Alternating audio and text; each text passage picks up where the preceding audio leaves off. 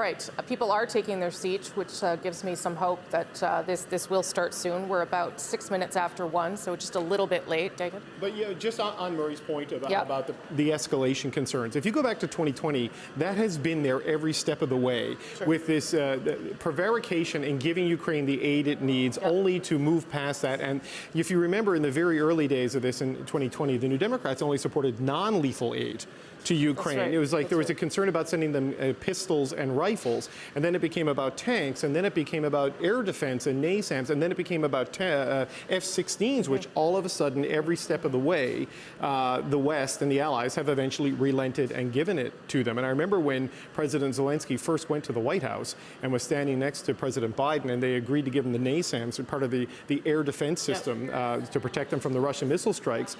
The Ukrainian journalists listed all of this in their question to President Biden and said, why don't you just make a long story short and give us what we need? And that kind of spoke to the frustration and the inevitability that the next level of weaponry is ultimately given to Ukraine, but much later in the conflict than they asked for it, and when they felt that like it will make a difference. But when they were pointing to and say, give us this now, and we can really make moves, there's been delay, and it has cost time, money, and lives. And that has been sort of the evolution of this, Murray, right? That there are requests, it is denied. The F-16s is a perfect example of that. It is denied, or people are very reluctant to do it, and then they finally get around to doing it. But perhaps it's come, no, I don't want to say too late for the Ukrainians, but later than they would have liked. And that has been the trend with every large ask that has come. Yes, indeed it has been, and most notably on the F-16s. The proposal by the Ukrainians for F-16 jets was made in the summer of 2022, not long after the Russian invasion, and it has been a matter of debate and delay among the American administration, and the excuse has been that they don't want to provoke the Russians further.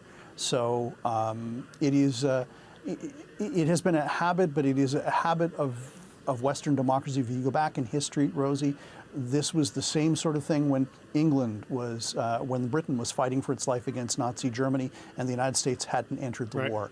It was these kinds of arguments over weapons and what kind of support to give to Britain at that time.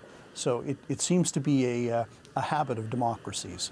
While we keep talking, I'm going to ask the control room to pull up the clip number 6, please, while we wait for the president to come in here and start his address. You're certainly seeing some people who are not MPs, certainly not those two fellas, in some traditional Ukrainian clothing as well. So that's nice to see people out trying to support the community, the diaspora, and certainly welcome the president there. What's interesting about what's happened over the past few days, I think, is that this has been as much an ask or multiple asks from President Zelenskyy as a reminder of what is at stake. And that is something that the Prime Minister Trudeau has repeated again and again. And we can tie that back to another event that happened here in this town this week, but about rules-based order and the importance of maintaining that. So let me just play a little clip, thank you, control room, of President Zelenskyy at the United Nations talking a little bit to this issue, because I'm sure we will hear some of it in his speech in just a few moments. Take a listen. While Russia is pushing the world to the final war, Ukraine is doing everything to ensure that after Russian aggression, no one in the world will dare to attack any nation. Weaponization must be restrained. War crimes must be punished. Deported people must come back home, and the occupier must return to their own land. We must be united to make it, and we'll do it. Slava Ukraini! That's President Zelenskyy at the United Nations. As he was speaking there, we did see a picture of some of Canada's military leaders, including the Chief of the Defence Staff, who are part of the people that will be there listening to that speech. I thought that moment at the UN was so important because part of keeping people on side, I think, David and Murray, you can weigh in on this too, is reminding them that what is at stake is much larger than just Ukraine and the incursion and aggression into their territory, but something that a lesson needs to be given to Russia, and that everyone is at risk, and this becomes a question for the world. And one of the challenges, Rosie, too, I think I said early 2020 in my last, I meant early 2022. 2020 was COVID. The war crimes that he talked about there, the need to prosecute, it's going to be an enormous challenge to bring the accused perpetrators of these war crimes to justice. I mean, the evidence collection is happening through the scouring of digital imagery and taking real-time testimony and doing as much as you can inside of a war zone.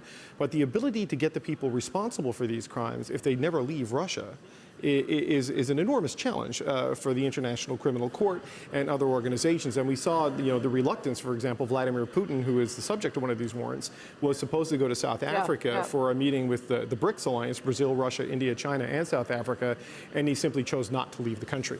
And South Africa was in a difficult position where they talked about giving him a special diplomatic visa where he wouldn't be subject to arrest, even though that country is a signatory to the Rome Statutes, which underpin all of this. And it is one of the challenges as Ukraine sort of frames this as this fight of good versus evil and the need to hold people accountable and warning the broader implications of allowing a war of aggression like this to go unpunished on the battlefield, in the courtroom, and economically.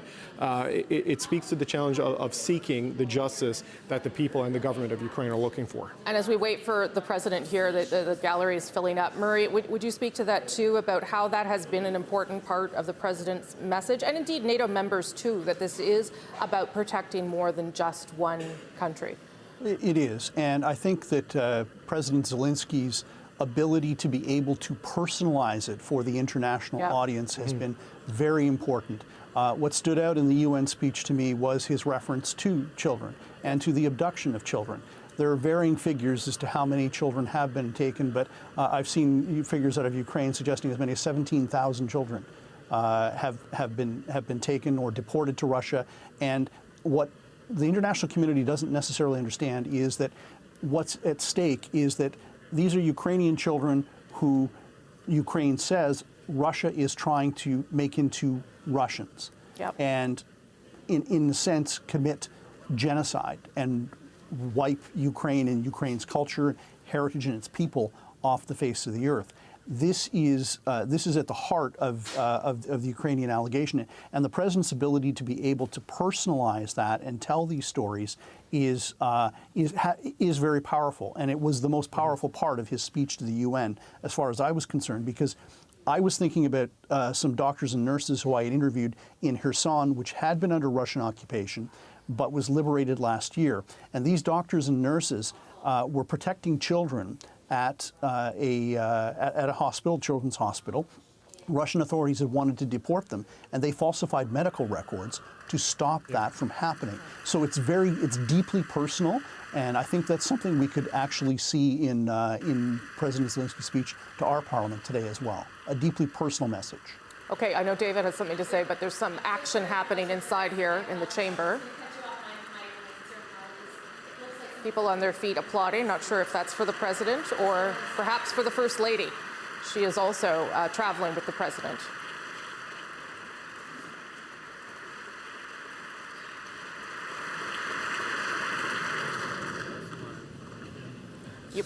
That probably won't be the only standing ovation you see here today, and it's certainly something President Zelensky's become accustomed to, getting a standing ovation or two. Do you want to jump in there, David, quickly while we wait for... Just to build on Murray's point about the children being taken from the country and those heroes in Kherson who, falsified medical records to protect others from being taken.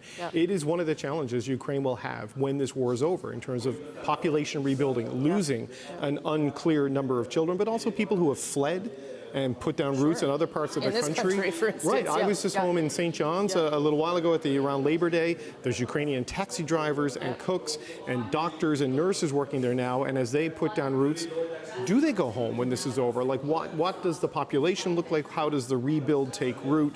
All of this, the loss on the battlefield, but then the loss to the exodus and the loss to the abduction, it underscores a population and a societal challenge that Ukraine will face when and if they get to a clear victory in this conflict. And part of the message from the president, undoubtedly, that we're going to hear soon, will be in part sort of a morale booster, I would think, too, not only for Ukrainian refugees, the many Ukrainian refugees living in this country, again, on a temporary basis for now, but also for his audience at home, for the people that are directly dealing with that conflict in their day-to-day lives, whether they are on the front lines, dealing with injuries, dealing with how to live in a country at war.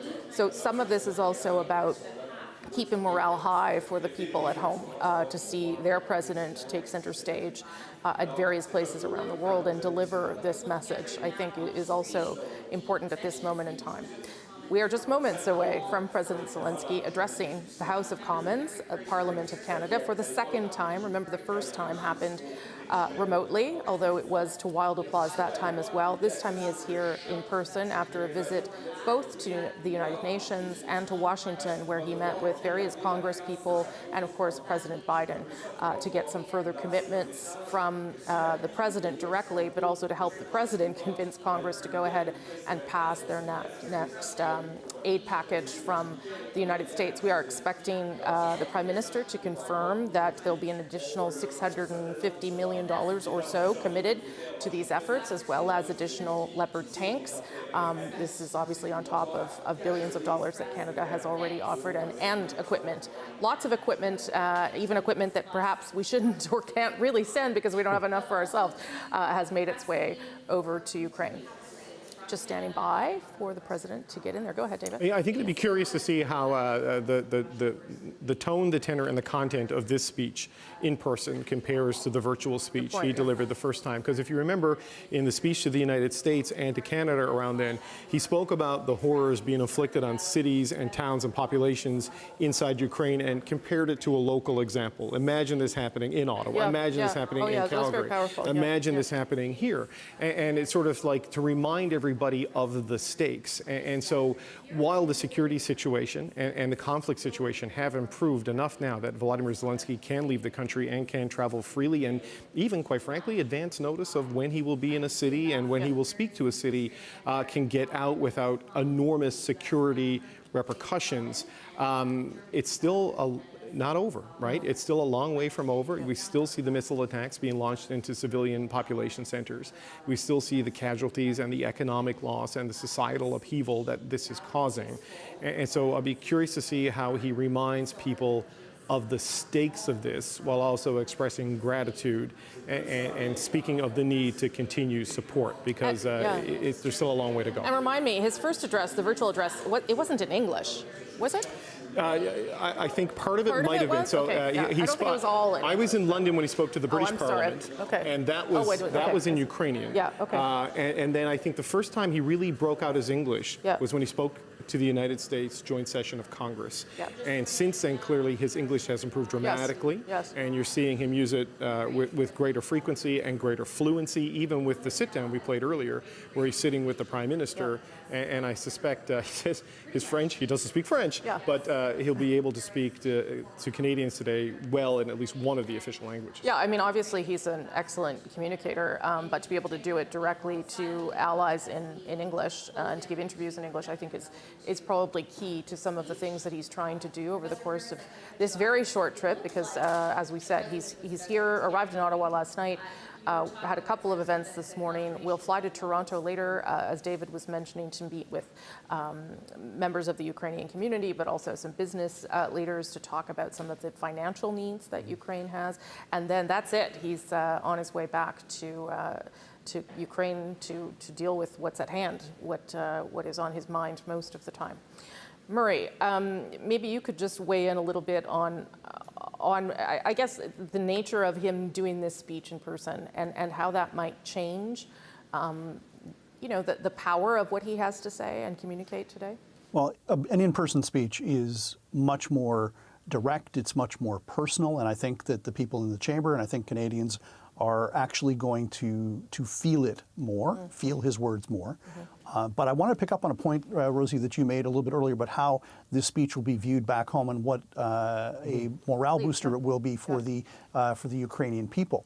Because I've been to Ukraine 7 times since the Russian annexation in 2014, and I can tell you that from personal experience how much they appreciate and respect Canadians. I mean, first the automatic reflex is always, "Oh, you're American," and it's like, "No, I'm Canadian." "Ah, Canada," sort of idea is the response. Yep. But I did a series of stories in the winter about how Ukrainians are faring, how Ukrainian children view the war, and I can honestly say from my own observations that Ukraine is a traumatized society. There's been enormous suffering. There have been enormous military casualties. I don't think that there's many cities, towns, or villages in that country that have not been touched by this war in one way or another. So having their leader speaking to the Canadian Parliament will be, for many of the people that I've spoken with and many people I continue to speak with there, a very special moment. Well, and that's why it's so wonderful to have you part of this special, Murray, because you've been there so many times. You've seen these things firsthand, and you can speak to them not only with your knowledge, but also with your personal experience. So glad that you're here for us today for that. We did see some gentlemen behind us here, Murray, just go in army khakis. So I think we are perhaps moments away from this address actually happening. I don't think I saw the president, but No, we definitely didn't see President Zelenskyy. Right. I would have made sure you were. That would have aware been upsetting if I missed him. Yeah. But Rosie, just to touch on what Murray said about the power of delivering this in person here, don't underestimate the importance of the visit later in Toronto, the personal meeting with the business community. If you look at some of the early numbers on the rebuild cost to rebuild the Ukrainian society, infrastructure, and economy, it's close to $1 trillion potentially, and that is going to require a lot of effort and a lot of support. These are the people that we just saw over our left shoulder entering some of the delegation traveling with the Ukrainian president, which includes his relatively new-ish defense minister, who met with our defense minister, Bill Blair, earlier this morning. I think that's Yulia Kovalev, the Ukrainian ambassador to Canada, who's the woman in blue who went in as part of that group that walked in behind us. And when you see them taking their seats, that's probably a pretty clear sign that the Prime Minister and the President are on their way.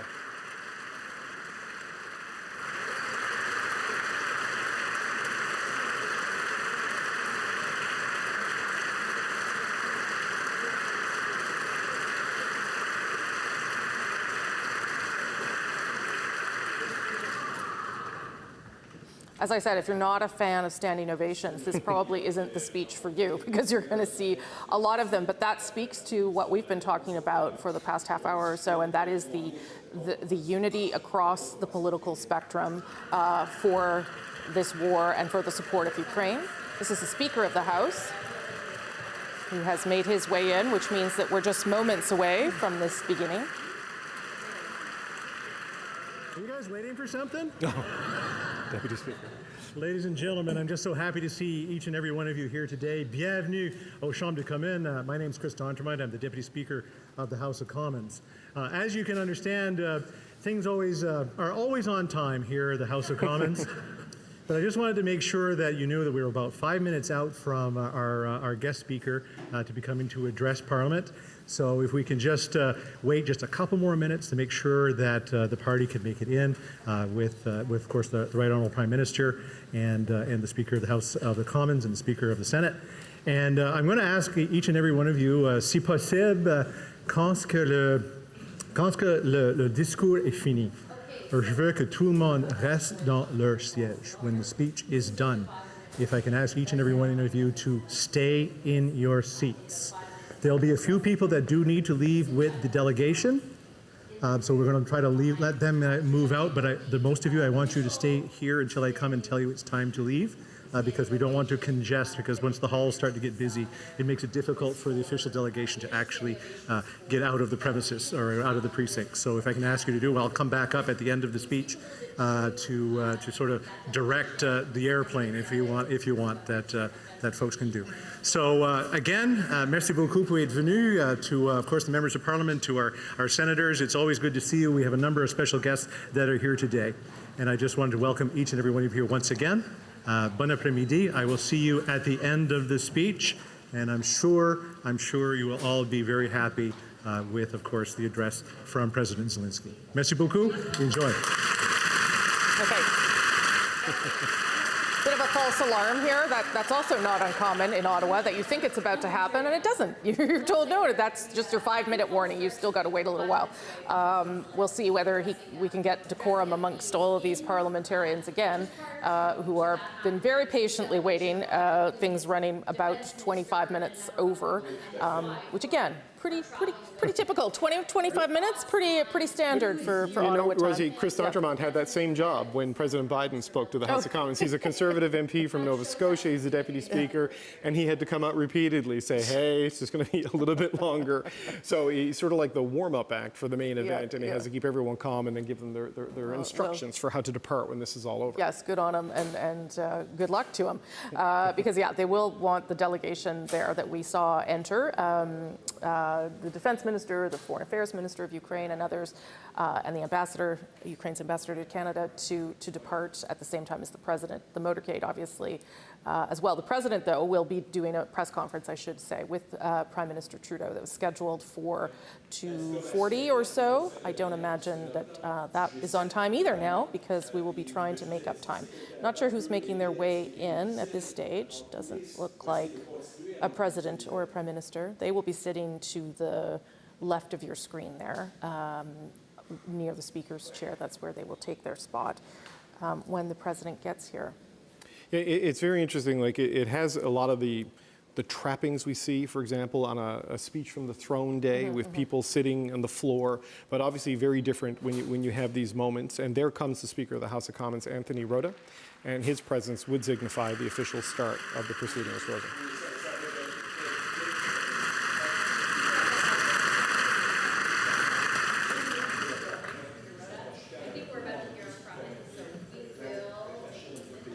And there are other people in the chamber as well, not just parliamentarians, as we've been saying, invited guests, special guests, members of the community, members of sort of the security and military apparatus.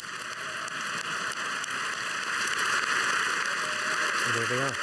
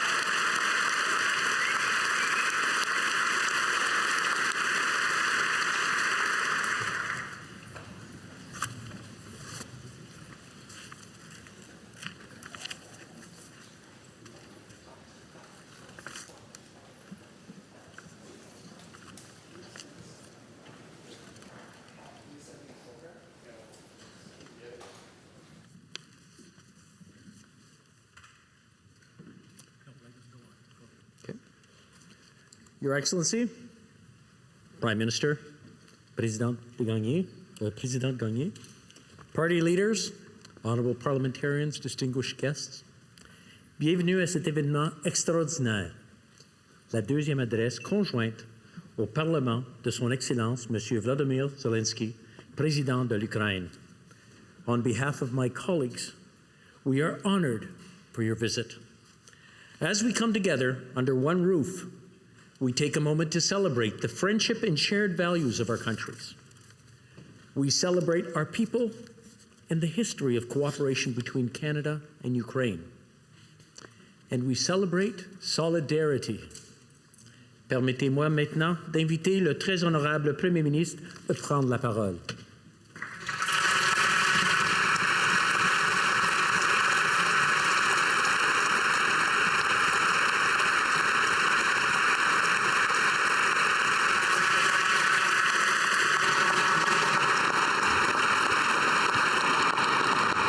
Mr. Speaker, parliamentarians, honored guests, friends, We gather today at a pivotal point in history. This is a time of incredible uncertainty. Attacks upon the rules-based international order threaten to upend the peace and prosperity that have been the bedrock of Canada's success. This is a challenge on a generational scale, a challenge that history will judge us on, a challenge we must confront with lion-hearted courage, and the world can find no better inspiration than our friend here with us in our house today, President Volodymyr Zelenskyy, and his wife, the First Lady of Ukraine, Olena Zelenska.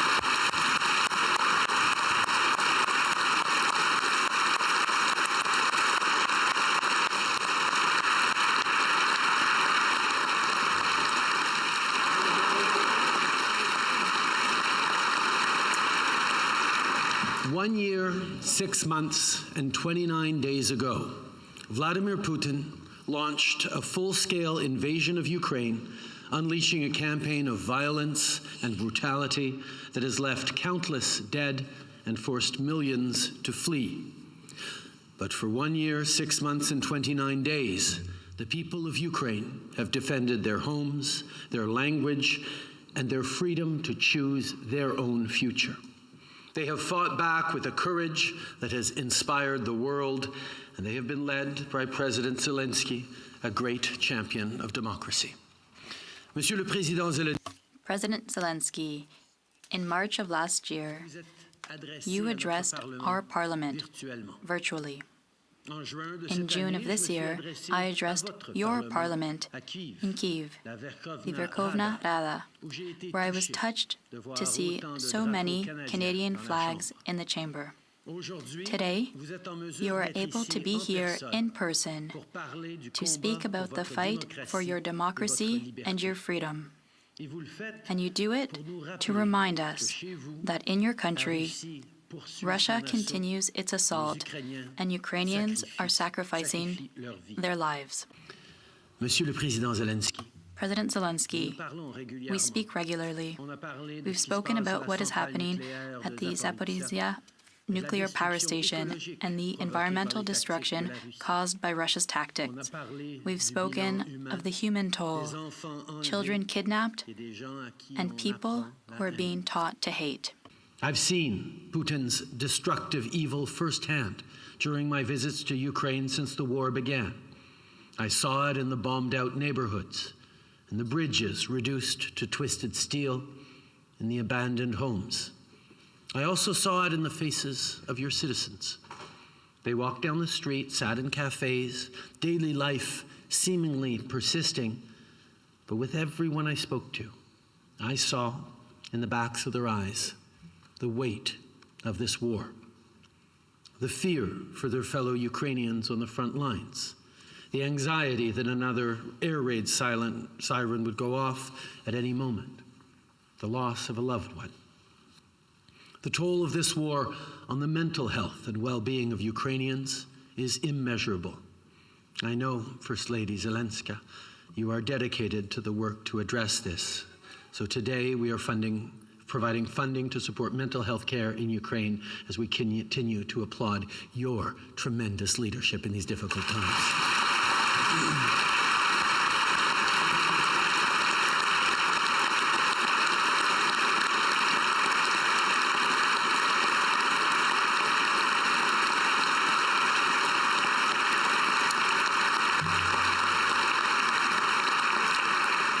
When rules-based orders crumble, so much is lost.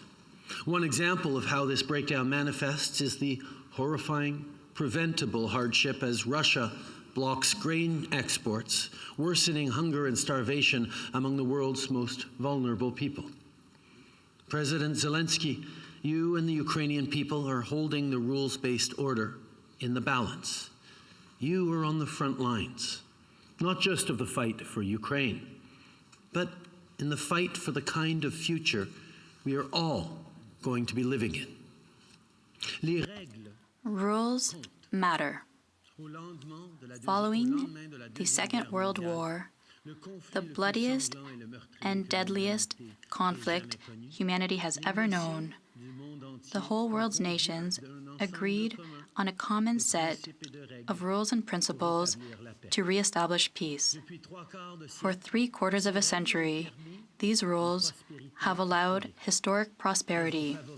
They have fostered trade, given citizens the necessary confidence to invest in their future, and helped millions of people escape poverty. There isn't a single place that hasn't known prosperity thanks to peace. But what Putin has done is a break with civilization. It is a violation of our common humanity. It is an attempt to disassemble the rules-based order that protects our freedom. It is a move to weaken democracy and assert autocracy. Putin governs with deception, violence, and repression. He imprisons his own people and stirs up ugly sentiments of xenophobia and racism. But his imperial delusions in Ukraine have been met with a fierce defense. A defense that is not just strong because of the support from friends around the world, but because those who fight for their freedom will always fight with their whole hearts. C'est pourquoi that is why we must all fight by all possible means. We must speak out loud and clear against violations of national sovereignty and affronts to international law. Violations to the rules-based international order must be denounced, and aggressors must be held responsible for their actions. That has always been our government's position. That is why, without exception, we oppose authoritarian states and we stand by those who defend international law, universal human rights, and the ability of all peoples to decide on their own future. That is why we remained faithful to our principles when Michael Kovrig and Michael Spavor were arbitrarily detained by China. there are countries that are bending or breaking the rules, political forces that are pandering to demagoguery. And we are all experiencing a rise of disinformation, some state-sponsored, some politically motivated, that twists facts and refuses evidence and science.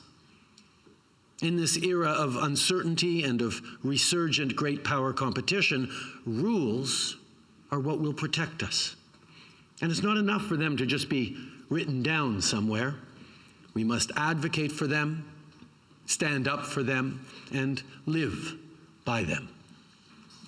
History will judge us on how we defend democratic values. And Ukraine is at the tip of the spear in this great challenge of the 21st century.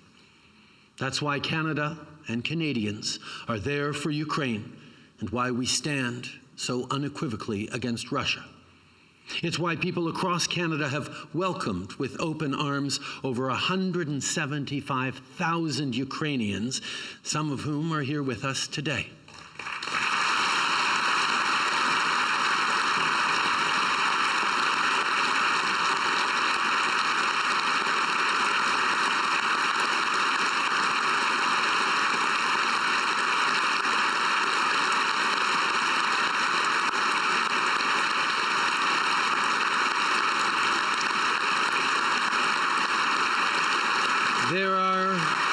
There are those here who've come from Bucha and Kharkiv. They are part of a group of Ukrainian scientists who found safety in Canada, and their expertise in the clean economy is helping the world unwind its dependence on the fossil fuels weaponized by despots like Putin.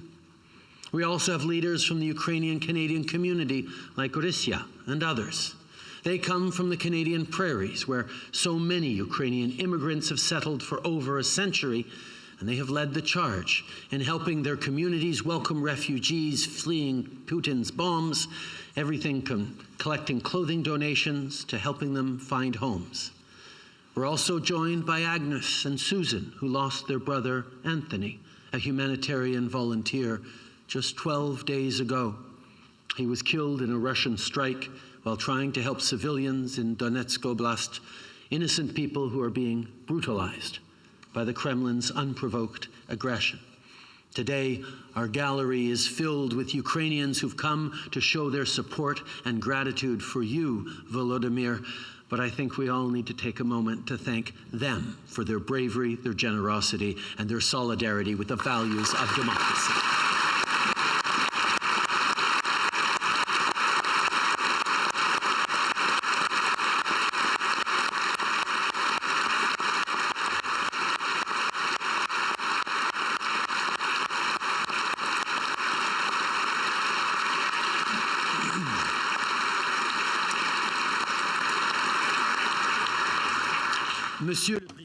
President Zelenskyy, I have clearly said that our government will stand by you for as long as it takes. Canada has provided nearly $9 billion in military, financial, and humanitarian support to Ukraine since Putin began his war of aggression. We are making a longer-term, multi-year commitment that provides predictable, steady support to Ukraine. It will include $650 million over 3 years for 50 armored vehicles, including medical evacuation vehicles that will be built by Canadian workers in London, Ontario.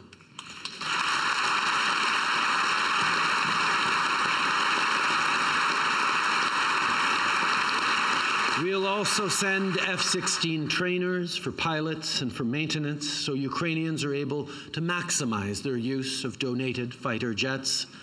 We will continue to work with our partners, including within NATO, to provide unwavering support, and we will continue to provide economic support to Ukraine over the next year so that it remains a strong, dynamic, and prosperous democratic country. But our greatest hope is that you won't need military or financial support for long, and that peace returns soon.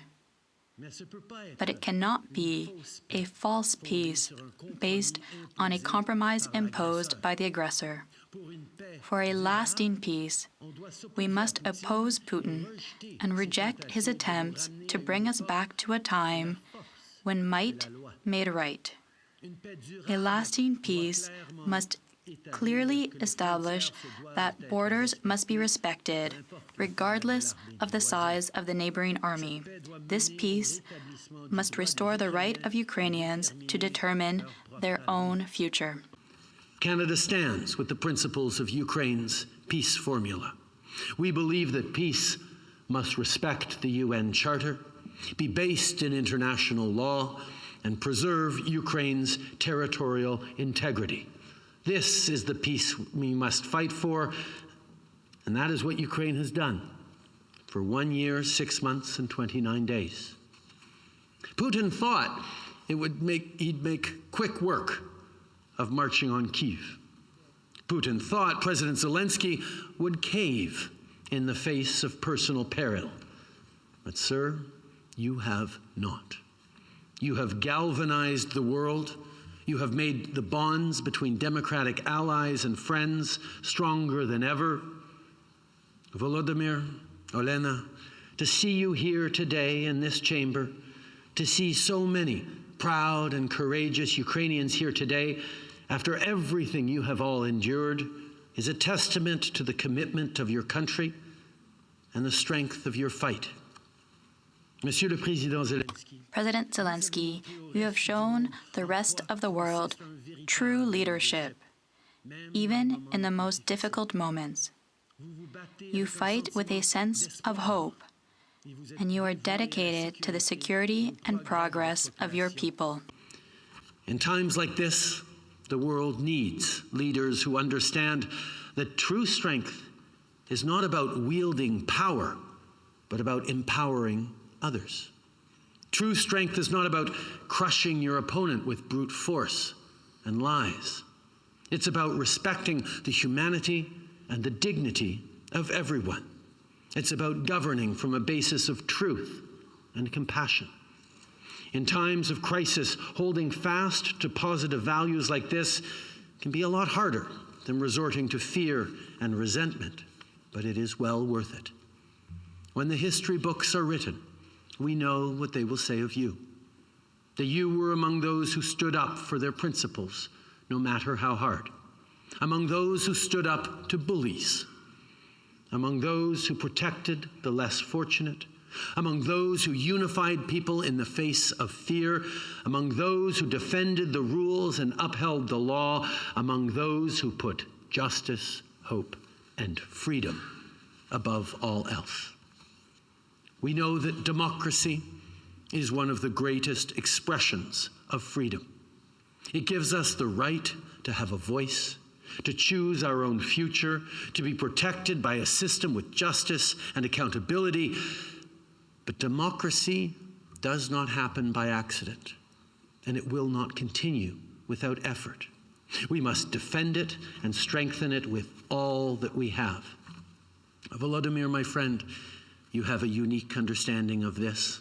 You stare down Putin every single day, and we will be with you and all heroes of this courageous fight for as long as it takes. Slava Ukraini! Glory to Ukraine!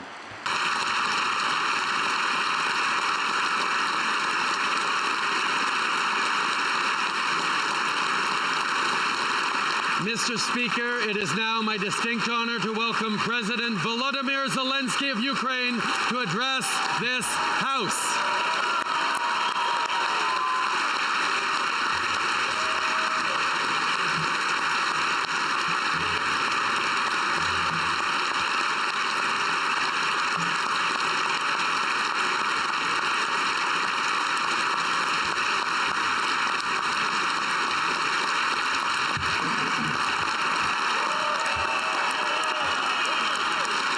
Thank you so much.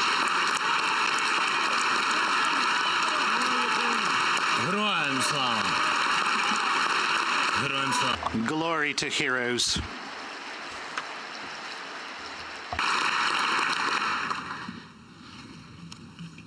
Thank you so much. Dear ladies and gentlemen, Canada, before I start, I just want to remind one thing. This thing is very important to understand both Ukraine and Canada, and what we are up to, what we need to do, and to do together. 1983, the city of Edmonton. Its history is closely linked to the destiny of Ukraine and Ukrainian Canadian community. That here in Edmonton, the first monument to the victims of Holodomor was built in the world.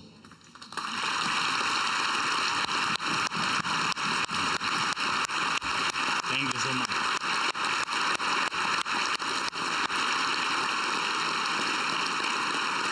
Thank you. Was built to remember the genocide against the Ukrainian people, the genocide ordered and perpetrated by Moscow, the first ever Holodomor monument in the world. At that time, Ukraine didn't yet have memorials commemorating the victims of genocide of Ukrainians, because Ukraine was under Moscow's control back then. This fall will mark the 40th anniversary in that first and very important commemoration of the victims of Holodomor. A lot has changed since then. Ukraine gained independence. Ukraine is restoring its own historic memory. Dozens of other countries, their parliaments, their governments have already recognized Holodomor as the genocide of the Ukrainian people. And this year alone, there have been 11 of such recognitions. And I'm sure that the world, the whole world, will recognize the truth about Holodomor. But there is something that has not changed either in 40 years since the monument in Edmonton was built or in 90 years since the Holodomor. Moscow now, as always, is bent on controlling Ukraine and makes use of all available means to do that, including genocide. It is genocide what Russian occupiers are doing to Ukraine.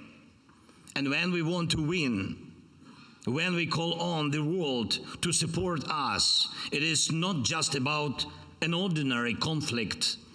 It is about saving lives of millions of people. Literally, physical salvation.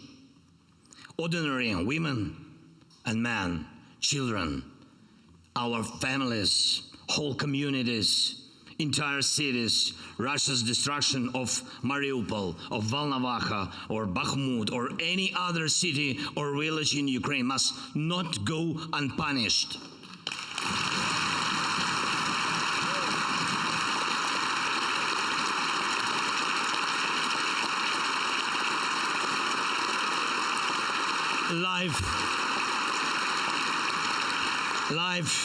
Life and justice must prevail everywhere in Ukraine and for all Ukrainians. This Russian aggression must end with our victory. Yes.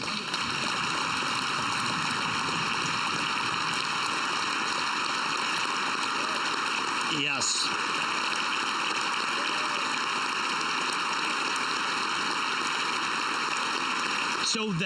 So that Russia will never bring back genocide to Ukraine and will never ever try to do so. Moscow must lose once and for all, and it will lose. Dear speakers, the whole Parliament of Canada, dear Justin, Mr. Prime Minister, ladies and gentlemen of the government, dear representatives of all the communities and cities, all citizens of Canada. In my opinion, one of the most startling qualities of your country is that justice is not an empty word for Canada. Another extremely important fact about you is that you never ever make a political bet on hatred and enmity. And you are always on the bright side of history. Thank you.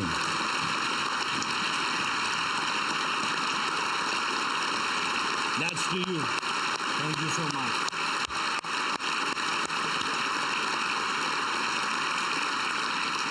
During the First World War and in the time between those terrible wars, and during the Second World War, and during the Cold War, you always defended freedom.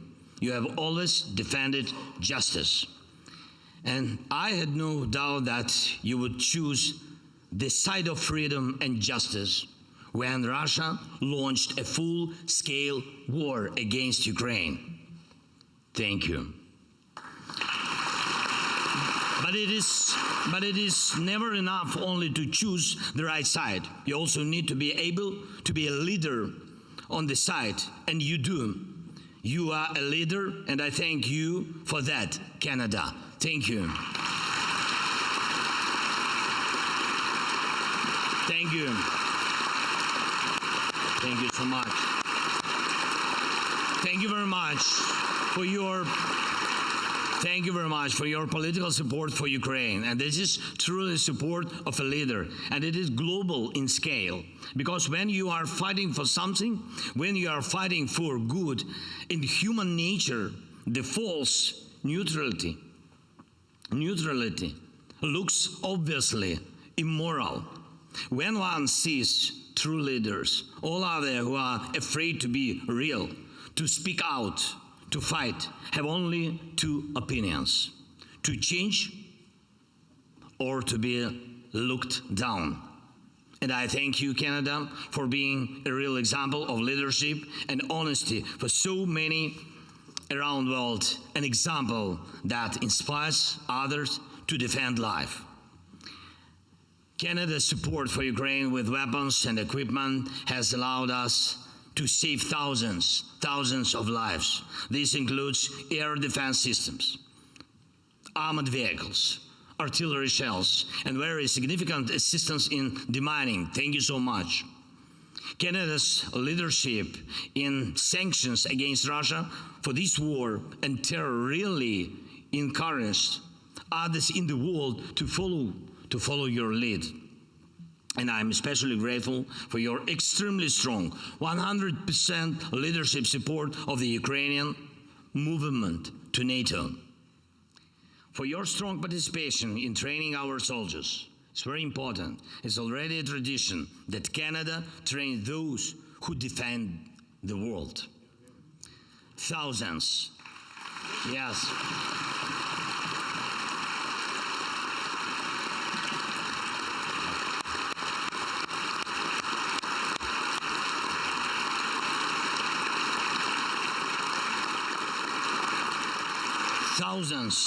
Thousands and thousands of pilots during the Second World War, thousands of Ukrainians now, and this is what makes victory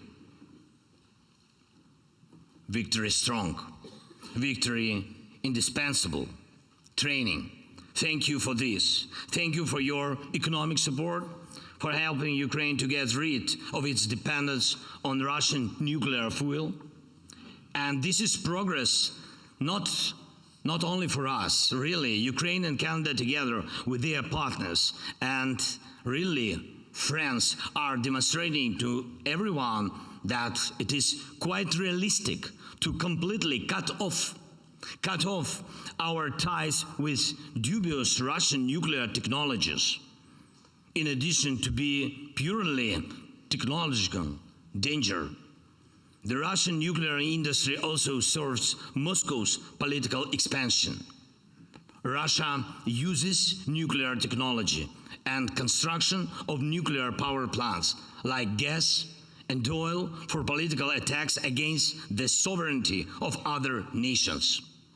Russia is trying to break the sovereignty of others through its manipulation of energy resources, all energy resources. So the more nations are free from Russian energy resources, the sooner energy in the world will once again become just an energy resource. Not a weapon.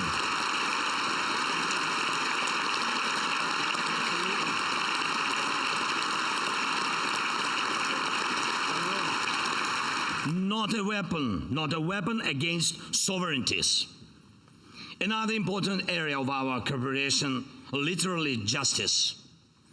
Today, in talks with Prime Minister, with Justin, we discussed the Canadian initiative for the G7 to set up efforts to confiscate Russian assets. Those funds that Russia and its henchmen used to pay for their war should be used to fairly compensate for the damage caused by war and terror.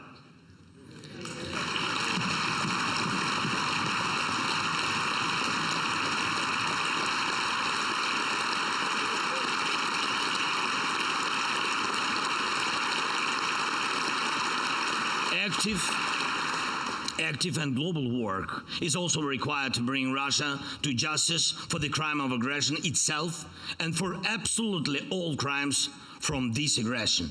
All deaths, every deportation of every child, every adult, every life needs to be protected. And every attacked nation needs justice to rule. The world needs it too, so that other potential aggressors can see that war ends in verdicts for the aggressor. And I urge you, Canada, to extend your ability to lead to other countries, especially in this matter of justice. of prosecuting the aggression, of compensation for aggression, of making the aggressor feel how strong justice is. And most of all, I would like to thank you, Canada, for the purely human thing, for making Ukrainians feel at home when they are here in Canada. Thank you. Thank you. Thank you so much. Thank you so much.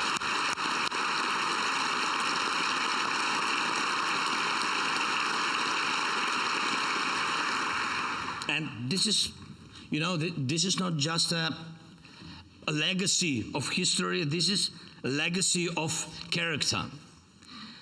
The Ukrainian-Canadian community is about millions of Ukrainian destinies that have become the destiny of Canada with all its diversity of communities. Freedom, loving, courage, our special inner call for justice. The ability of our people to share comfort wherever they go, to build and create, not to ruin or humiliate. Ukrainian flags in Canada are a part of everyday life as absolute trust to Canada in Ukraine. In fact, such proximity provides many answers, including answers to the question about this war. Can we give up? No. Can we betray the good in human nature? No. Can we agree to evil? No. Can we allow our identity to be erased? No. Ukraine and Canada are the same. We stand and we fight for life. Ukraine, not genocide, will be victorious in this war.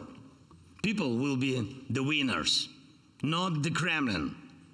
Freedom will be the winner. Justice will be the winner. You can know this for sure about us, because you know for sure about yourself that you would never submit to evil.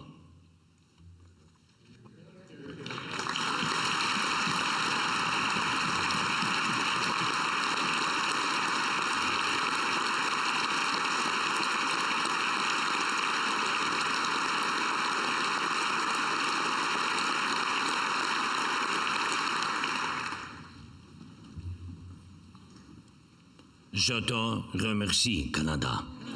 Thank you, Canada.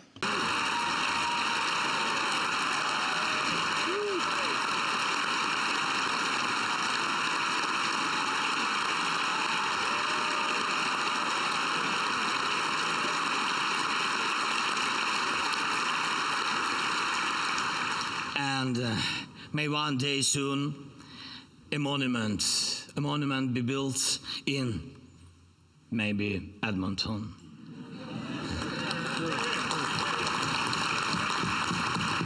As in other cities of the world and in the cities of Ukraine, to honor the victory of our people in this war. Our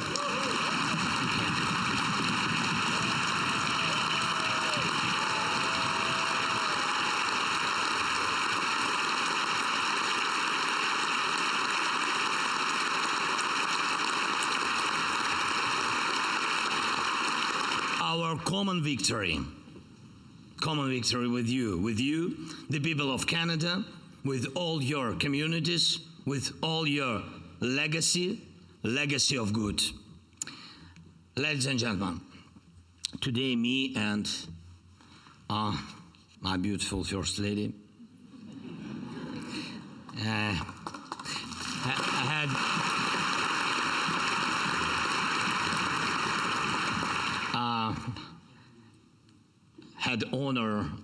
really had the honor of meeting with the Governor General of Canada, Honorable Mary Simon, and she taught me a word from her mother tongue. Ayuinata. Ayuinata. She said the meaning of this word is don't give up, Don't give up, stay strong against all odds. And so shall it be. Аюната Canada, Аюната Ukraine. Слава Україні!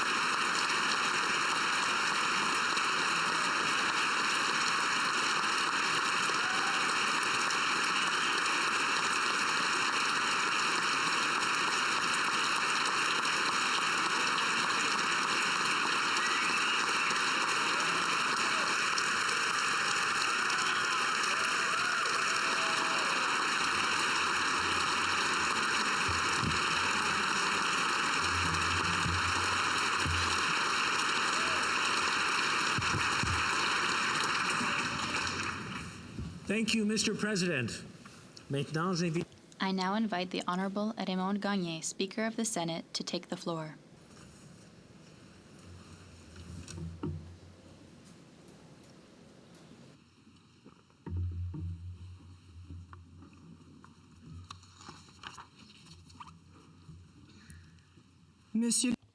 President Ms. Zelenskyy, Prime Minister Trudeau, Speaker Rota, dear parliamentarians, distinguished guests, ladies and gentlemen. Mr. President, it is a great honor and a real privilege for me to thank you for your very powerful and very inspiring words. We are all honored by your presence. The last time you addressed this Parliament, just a few weeks after Russia's full-scale assault on your country, you implored us to imagine what the Ukrainian people were feeling, to imagine what it's like to be bombed and invaded without provocation, to imagine what it feels like to understand the meaning of the invasion, that Russia was not only attacking Ukrainian territory, but also its very sovereignty. Mr. President, I can say without hesitation that we have heard you. Your words have echoed in the chambers of our Parliament, in our committee rooms and offices, and all across our great country. Shortly after I became Speaker of the Senate of Canada, I was asked about the importance of role models, and I expressed my belief that if you see it, you can be it. Mr. President, a new generation is seeing you. Having worked with young people in the field of education for over 35 years, and as a mother of 2 male adult children, I am heartened by the model you are showing.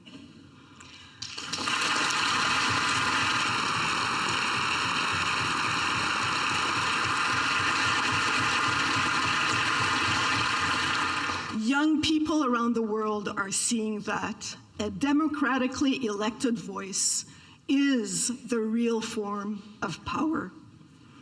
Mr. President, for more than 18 months, you have been the epitome of the people's mobilization and a source of inspiration for the world.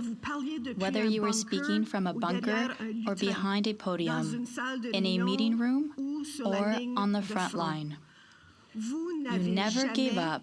You never gave up, wavered, or hesitated, embodying the spirit and resilience of the Ukrainian people.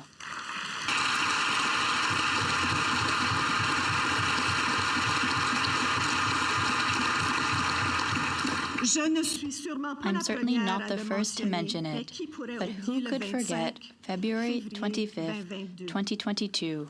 You were in the center of Kyiv, the target of the Russian invader. It was one of the most perilous and uncertain moments of the war, and you had one strong message to convey. We are here. Your people have carried forward this resolve at Hostomel, at Kharkiv, and beyond. While we draw inspiration from their stories, we also recognize the realities Ukrainians have faced. Withstanding thousands of artillery rounds every day, grieving the unrelenting loss of family, loved ones, colleagues, and neighbors, patiently working through treacherous minefields while drones circle overhead, defending against waves of attacks on civilian infrastructure, and taking steps where and when they can to recover and rebuild. Mr. President, your people's resilience in the face of such aggression compels the international community, in your now famous words, to be here for Ukraine, however long it takes.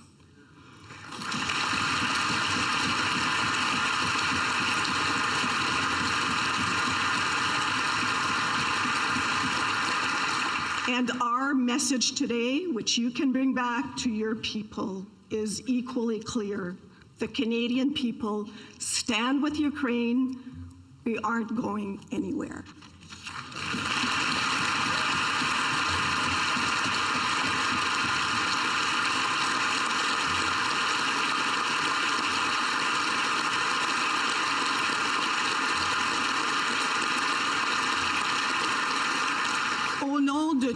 On behalf of all senators, of all members of the House of Commons, and, no doubt, of all Canadians, I thank you once again for your courage and your determination, and for your inspiring words to Canadians and to the entire world today.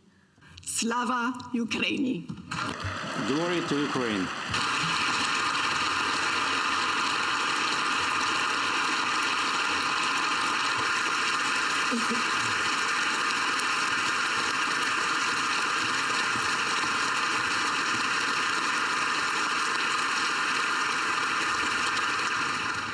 Merci, Madame la Présidente. Thank you, Madam Speaker. Mr. President, Monsieur le Premier Ministre. Mr. Prime Minister. Mr. President, as has been noted today, you join a very small group of world leaders who have addressed a joint session of our Parliament for a second time. Among those leaders, one stands out for his oratory, his leadership in the face of adversity, and his strong determination to fight on behalf of his people and on behalf of what is right. That leader was the late African president and Nobel Peace Prize winner, Nelson Mandela.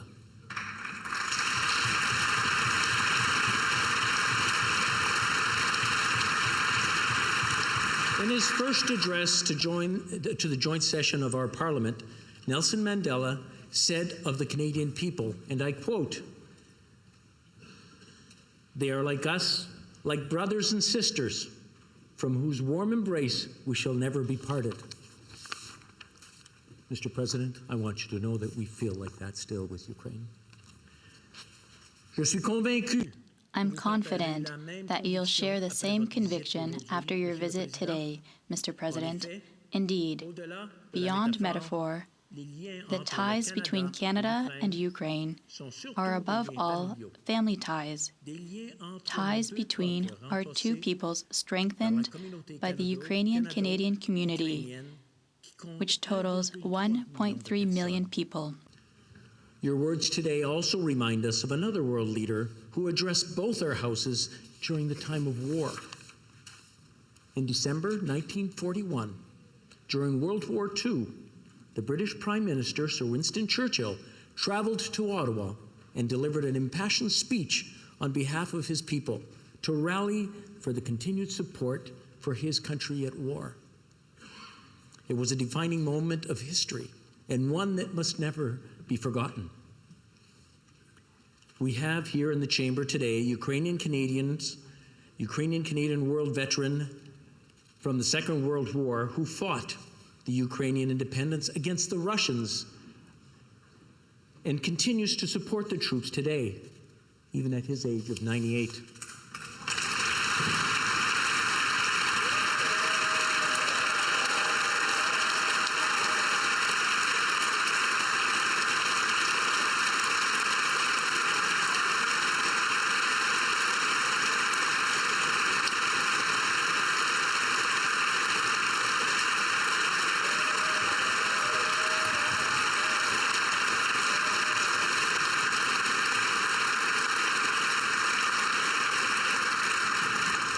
His name is Yaroslav Hunka.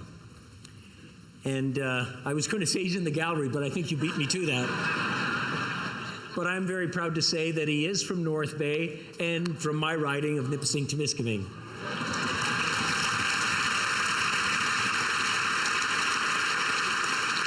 He's a Ukrainian hero, a Canadian hero, and we thank him for all his service. Thank you.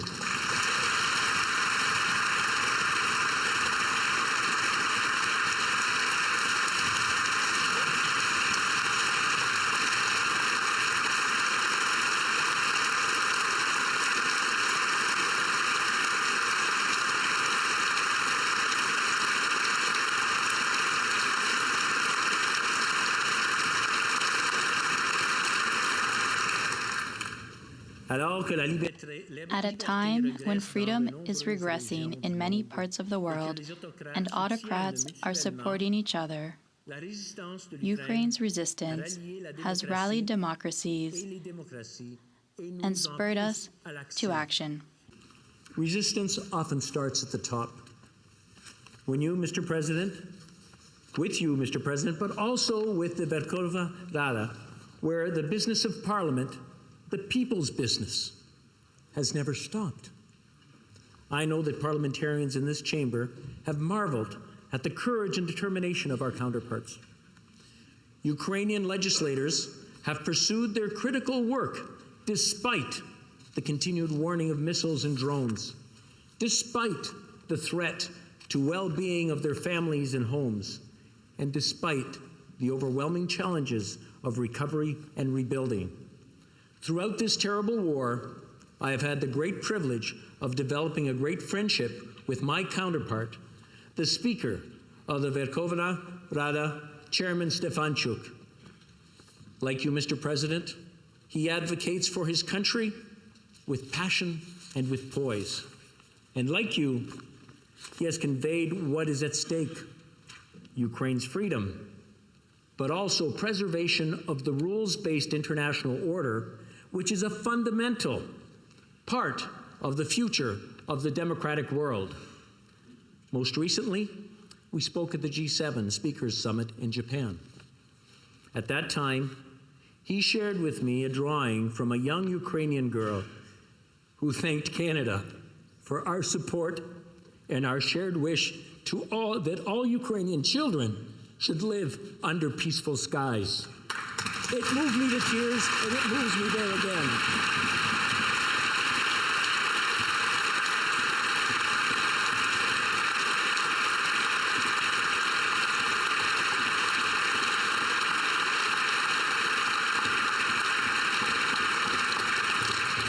It is moments like these, bonds like these, that remind us that we must all stand with Ukraine in the face of the threat to its sovereignty.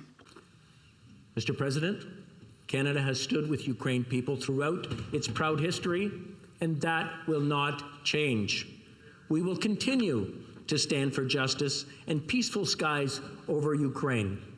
Thank you once again for addressing our Parliament. Slava Ukraini! Glory to Ukraine.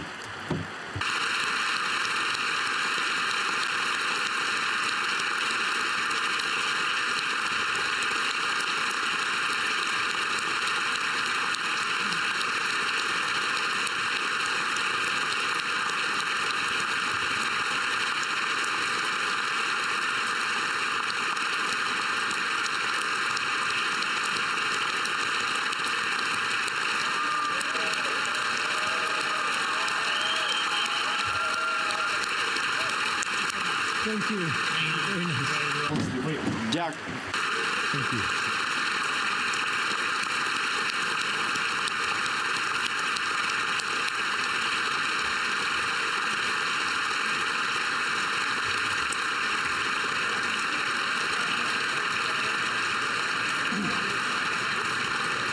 Now, if I can just have your All right, attention and just that for a few wraps moments. up the President of Ukraine's second address to Parliament, this time in person. The first time, of course, he did it remotely. Some dispute amongst my colleagues and I about how many standing ovations he got, somewhere between 12 to 14. As I told you, it was, we expected to be a very welcome speech. It was mostly about thanking Canada for what it has done so far, whether it be supporting Ukraine's bid to become a member in NATO or welcoming Ukrainian refugees to this country.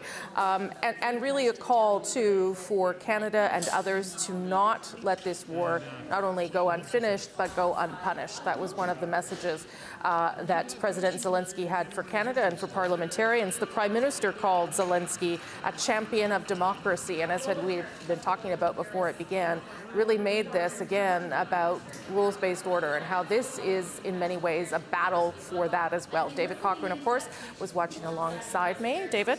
Yeah, so the news, if I can get to that first, Yes. is the Prime Minister announcing that Canada will be providing what he calls predictable, steady, multi-year support for Ukraine, announcing $650 million in military aid over the next 3 years to send 50 armored vehicles, which will be made in London, Ontario, Rosie, to help with the military effort there, including medical evacuation vehicles, essentially armored ambulances, I guess is how I would describe it, and also F-16 trainers and maintenance support. Obviously not sending F-16s. There is a capacity challenge with fighter jets in the Canadian military, but expertise in terms of training and repairing them can certainly help. I thought it was interesting the way President Zelenskyy started his speech. First, I would note, entirely in English, except for one thank you in French, and a word in Inuktitut at the very end that he learned from Mary Simon this morning, urging him to never give up in the face of adversity, which is certainly a word President Zelenskyy and his people have been living by.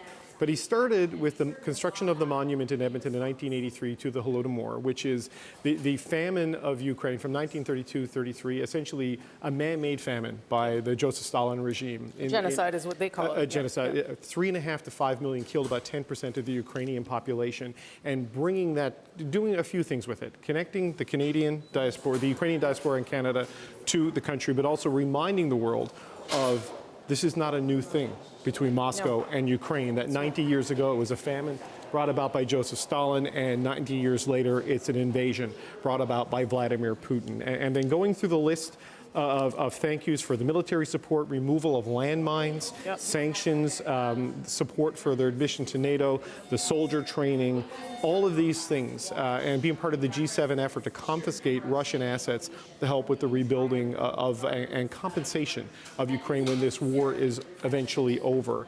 What really struck me, though, Rosie, was that it was entirely in English. A fluency born out of the urgency of the time that we are in and the necessity for him to communicate to the English-speaking world, to build support, to secure money, to secure weapons, to secure the aid that Ukraine needs to get through this. Yeah, I thought that actually it was Anthony Rota who said, who I thought summed up what we saw, and that he said that this was a celebration of solidarity. And perhaps unlike many other addresses, frankly. I would suggest that there was more unity here than perhaps even for President Biden, where some of his comments didn't go over well on some sides, right? So I think this was a show of force from the people in there, that they are behind Ukraine and willing to stand there for some time. It was interesting, just picking up on Speaker Rota, he compared this and this moment to when Nelson Mandela spoke to Parliament.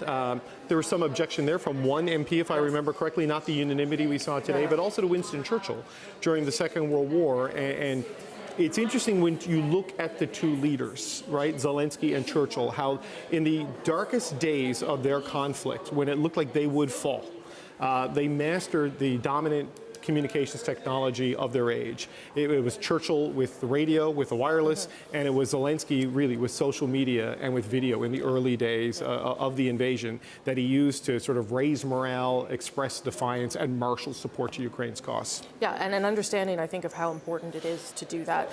He talked as well about how this is not an ordinary conflict, the way people are being attacked and what is at stake here, because he really does believe it is the future of Ukraine, the future of his people. And he also pointed out that what Canada has done has already saved hundreds of lives in terms of military support and of course, economic contribution. Yeah, in particular, the training of the Ukrainian military, which is reaped tremendous benefits on the battlefield, the adoption of Western decentralized command and military tactics versus the authoritarian sort of way that the Russians fight. That has certainly given Ukraine an advantage on the battlefield. But in the framing of that, how he brought it back to where he started with the monument in Edmonton in 1983 to the genocide caused by the famine, by Stalin, calling what is happening now a genocide, as Russia is yet again intent on destroying Ukraine. Okay, David, you'll have lots more coverage of this and other things on Power and Politics, I'm sure. Yes, we're going to have Ihor Michael Chishin, who is with the Ukrainian Canadian Congress, who is on the floor of Parliament. He's in the gallery during that speech. He's going to be with us right off the top of the show to give us his reaction on what was a big day for Ukrainian Canadians. And Ukraine and Canada. Okay, well, I'll be watching. Thank you. Thank you for all of your help. My thanks, of course, also to Marie Brewster and Karina Roman and everybody else.